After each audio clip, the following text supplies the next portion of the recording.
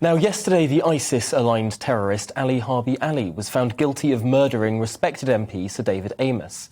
The Southend West MP was stabbed more than 20 times during a constituency surgery in Leigh-on-Sea in Essex on the 15th of October last year. Ali claimed he targeted the MP over his vote on airstrikes on Syria after tricking his way into a meeting by pretending to be an NHS employee moving to the area. Now, during the trial, jurors heard about how he scoped out planned attacks on other MPs, including the Cabinet Minister Michael Gove, who he believed to be, quote, a harm to Muslims.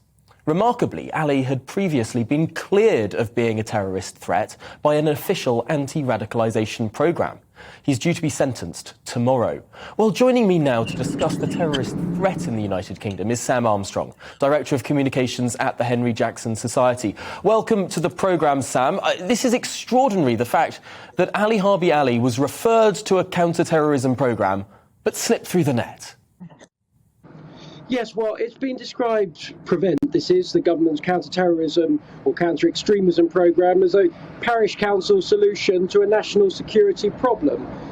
He was considered, we know, by at least a representative of the programme who met with him a number of times, took him on a tour of a shopping centre, it seems, discussed with him his views, and then said it's all okay. Whereas we know that concurrently to that meeting, he was actively planning to go to Syria. He was actively coming up with plots to kill and murder MPs. So we've got to be asking a question as to whether our whole counter-security mechanism at the moment is kitted up or set up to deal with this level of terrorism. What was the specific issue here? Was this a fault of an individual who was evidently interviewing Ali Harbi Ali and didn't see a threat there? Or was this the fault of a more systematic problem with how we find terror in this country?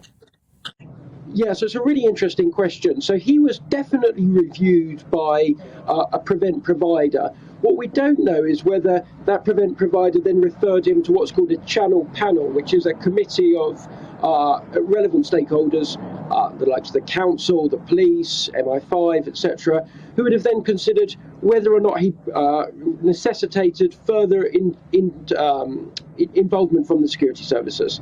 Now, those channel panels have been criticised in the past because they've become overwhelmingly dominated by social workers, council representatives and the like, who many feel are uncomfortable referring time and again cases of Islamist terrorists for intervention and are far more comfortable referring far-right cases. And that's actually why you see that imbalance between the majority of cases being handled under counter-extremism are far-right, but the majority of terrorism is obviously caused by Islamist terrorism.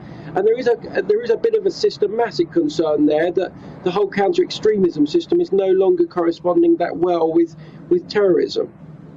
An MP murdered in the cold light of day, a bomb outside a hospital in Liverpool.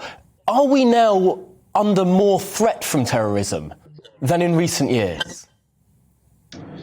Yes, I believe we are. One of the issues we've seen over the pandemic is obviously we've lost a little bit of track as to who is at risk of terrorists. We've lost some of those opportunities for people to speak to their social workers, their teachers, the people they come into contact with.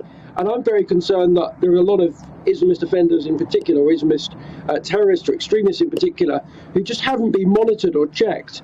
And what we might see is just this explosion of them who are now coming back into contact with life at large and are coming out and potentially going on to commit acts of atrocities. A concerning situation. Well, thank you, Sam Armstrong, for talking us through those issues there. Director of Communications at the Henry Jackson Society, of course.